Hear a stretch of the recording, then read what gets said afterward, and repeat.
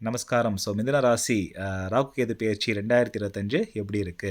ராகு கேது இப்போ 4-10 ஆக்சஸ்லேருந்து இப்போ 3-9 ஆக்சஸ்க்கு உங்களுக்கு மாறுறாங்க. பாக்கியஸ்தானம், சுயமுயற்சி ஸ்தானம் அப்படின்னு சொல்லக்கூடிய ஸ்தானங்களுக்கு போகிறாங்க. இதனால் எங்களுக்கு என்னங்க ஆகும் அப்படின்னாக்க, சின்ன சின்ன சேலஞ்சஸ் உங்களுக்கு வாழ்க்கையில் வரும். ராகு கேதுனாலே சேலஞ்ச் தான், வித்தவுட் டவுட். அவங்க 2 பேருமே கர்மிக் பிளானட்ஸு, நம்மளோட கர்மாவை இம்ப்ளை பண்ணக்கூடிய பிளானட்ஸ். அப்போ சேலஞ்சிங்காக இருக்கும். ஐயோ சேலஞ்சிங்னா உடனே பயமாக இருக்கேன்னா பயப்பட வேண்டிய அவசியம் இல்லை. நம்ம சேலஞ்சுகளை மீறி வரும்போது தான் நம்ம என்ன ஆகும், சக்ஸஸ்ஃபுல்லாகும். மிதுன ராசி அப்படின்னாலே அடிப்படையாகவே சக்ஸஸ்க்காக உழைக்கக்கூடிய ஒரு ராசி. ஸ்ட்ராட்டஜிஸ் கிளியராக போட்டு ஸ்டெப் பை ஸ்டெப்பாக அனலைஸ் பண்ணி சக்ஸஸ்ஃபுல்லாகக்கூடிய ராசி.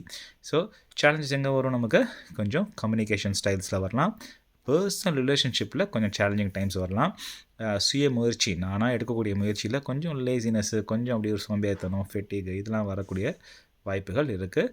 சில பேருக்கு கொஞ்சம் ஹெல்த் இஷ்யூஸ் வரதுனால முயற்சி எடுக்க முடியாத நிலைமைகள் வரக்கூடியதுக்கு சான்ஸ் இருக்குது. முக்கியமான அண்டர்லைங் ஃபேக்ட்ஸ் என்ன, ஹெல்த்தை கட்டாயமாக கவனிச்சிக்கணும். மிதுனராசி கடைசி 5-6 வருஷம் 7 வருஷமாக தூக்கம் சரியாக இருந்திருக்காது. ஸ்லீப்பில் கண்டிப்பாக ஃபோக்கஸ் பண்ணணும். Night sleep is very important. Physical activity for more important.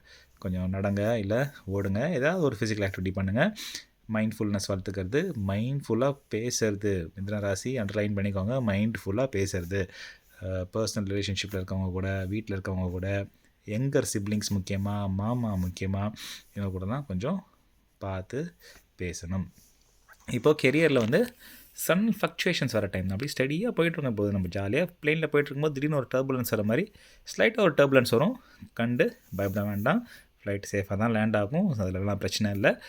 But again work இடத்துல சில ஃப்ளக்சுவேஷன்ஸை மைண்ட்ஃபுல்லாக பிக்கர் பிக்சர் பார்த்து உங்கள் மேனேஜர் சொல்கிறதையோ இல்லை உங்கள் பாஸ் சொல்கிறதையோ கொஞ்சம் கேட்டு ஹெல்ப் பண்ணுங்கள்.